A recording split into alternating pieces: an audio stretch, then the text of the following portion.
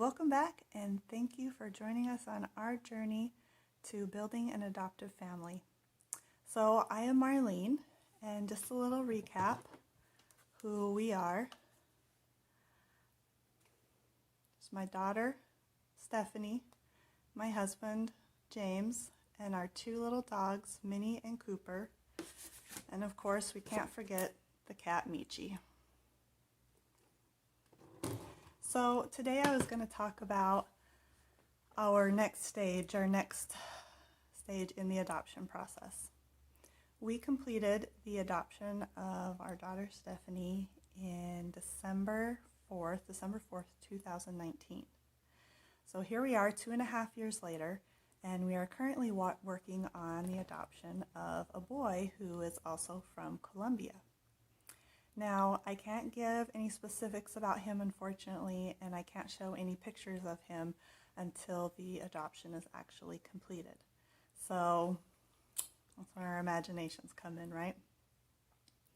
So to talk about that story and how that came about, we had talked about, ever since we completed the adoption of our daughter, we had talked about the possibility of adopting other children.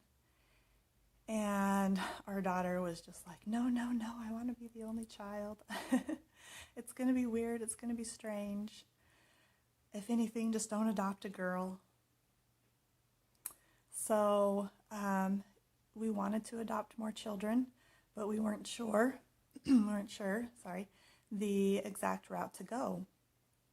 We were pretty certain, though, that we were not going to do another foreign adoption, because it took a lot of time, it cost so much money, and oh, look at that. Here's the cat. She wanted some attention. Here's little Michi. So we decided that we were going to do an in-state adoption. We knew that we needed a bigger house, so we bought a new house, moved into the house, and then I started looking into the in-state adoption. Now, we are currently living in Georgia, and we assumed that the adoption process would be just the same as it was way back when we were married, and we had kind of looked into adoption back in Arizona. Well, we were surprised when we found out that not all states are equal. In Arizona is considered an adoption-friendly state, and there are many states that are. So in Arizona, you get certified, you get foster care certified, and then from there, you can choose to adopt. You can either foster to adopt, or you can just adopt. And the adoption is usually free. You can hear the cat in the background. The adoption is usually free in a lot of the adoption-friendly states, or maybe it just costs some, not a whole lot. And it can be done in as little as 6 months, just kind of depending. Well, so I expected it was going to be the same here. It would be less expensive, it would go faster, all these things that were just going to be wonderful. We wouldn't have to teach another kid English. Hallelujah, right? Well, as I started looking into it, I actually, before I could get the whole story, because they didn't really want to tell me the whole story about how the process was, I ended up talking to 3 different agencies. So the whole story here in Georgia is that they really just want you to foster to adopt, and we were not feeling ready. We just do not feel that going the foster route is the right way for us. If you foster to adopt, then yes, it can be free.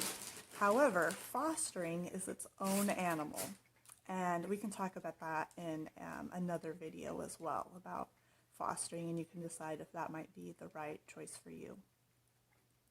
Since we knew that that was not the right direction for us, we wanted to just go right into adoption. They said that, well, so the kids that are adoptive ready, they are part of a different agency than through the state. whereas in a lot of states, they're still going through the state. So since it's a different agency, that means that now we have to get hire our own agency. We have to pay for the lawyer. And in the end, it was going to cost almost as much as a foreign adoption. Plus, they said because of the way that they do the getting to know and the bonding process, it takes about 3 years to be able to complete an adoption in Georgia. Well, we thought about it, and we decided that that was not the route for us to go because, again, my husband being in the military, sometimes we're not even in a place for 3 years. And so we talked about it. We all thought about it as a family, and we decided that Colombia was actually the best way to go. Now, there are other routes where people have adopted kids from other states. Of course, there's other countries other than Colombia adopting babies. And again, we can talk about those on other videos too, because it's a whole other discussion. But we decided to go back to Colombia. So it was already the beginning of November, and I thought, well, there's no way that we're going to be able to host a child this late, because usually the deadline for being able to host a child is like usually around the beginning of October. So I thought, well, let me see if I can at least find an agency that I feel comfortable with, because we weren't able to use the previous one. Unfortunately, the one that we used with our daughter lost their Hague accreditation, which is really sad, because they were a fantastic agency. So I shopped around, I found an agency, and I said, I'm just going to call, get some information, maybe we can look at hosting during the summer. And so I called them, and they said, yeah, the deadline has already passed, la la la. And then all of a sudden, the woman I was talking to said, well, if you can decide by today, because today by 4 o'clock is actually the deadline when Colombia has to know so that they can tell the kids if they're going or not. If you can decide by today at 4, then we can probably still get you in to host. And I'm like, what? I mean, this was happening even faster than how it happened with my daughter. So I was like, well, send me the pictures of whoever's available. And she said, well, there's only really one boy right now that I feel like would fit you guys. So, she sent us the picture and the little profile, and it was already, so it had to be, oh my goodness, it was already like 2:30 in the afternoon. I was like, I don't even know if we're going to be able to find out, make a decision by 4 o'clock. It's already 2:30. This is silly. So I was picking up my daughter from school. We went home, and we're looking at the pictures and watching the video, and I show my my husband, and I'm like, okay, well, I mean, this is the situation. I know this is very fast, so we want to do it. And he looked at the picture and saw the little video, and I was telling him about it, and he said, okay. And I was like, what? And then we went and showed Stephanie, and she was just kind of enchanted with him. And so we called back the agency, and we were like, okay, it looks like we're going to do it. And they were like, what? We didn't think you were going to do it. So all of a sudden, here is the beginning of November, and the kids showed up. Oh, I'm trying to remember which day it was now. I think it was December 7th when they showed up. And, oh man, I wish I could say his name, but I can't. So he was just cutest little charming thing, sweetest smile, and I can just say that he was ready. He is ready to have a family. He's ready to be adopted. He started calling me mom from day one, and my husband, unfortunately, it was a surprise thing from the military. Hey, Merry Christmas. You have to go on a training. So we had already signed up for this boy from Colombia to come, and then all of a sudden they sent him away, my husband away, for a week and a half on a training. So after my husband got back, then it was, just a few days after that he started calling my husband Dad also. And Stephanie, of course, she was nervous about having a brother and what it was going to be like, but they seemed to connect really quick. If you get a cat, if you adopt a cat, get ready for them to try and climb windows. She's precious, though. I tell you one thing about her, though. She likes to eat.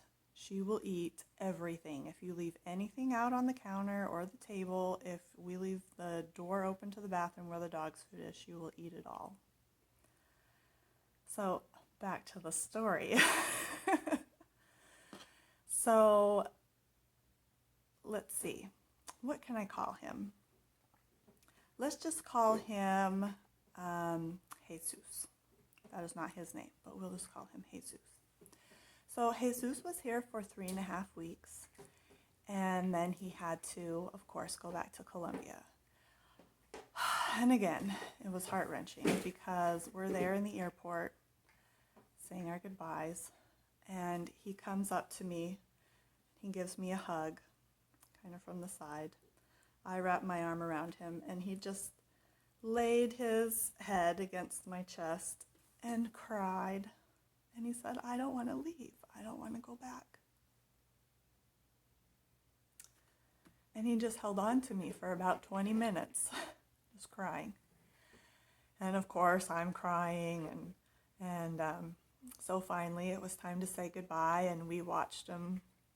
We watched the kids and watched Jesus all the way through the security gate, waving, saying goodbye until we couldn't see him anymore.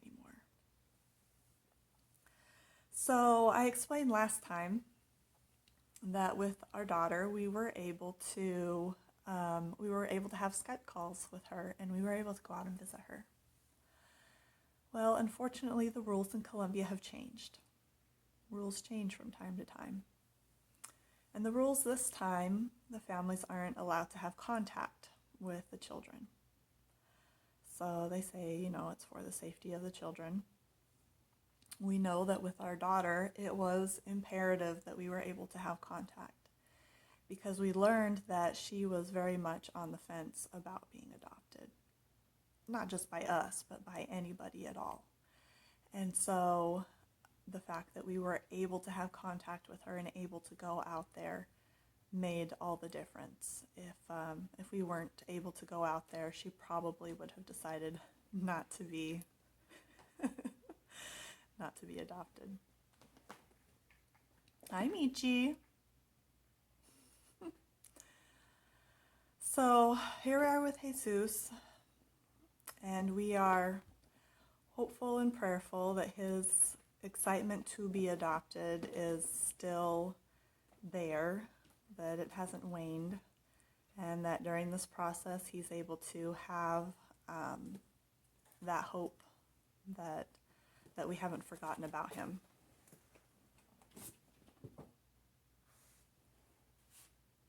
What are you going to do?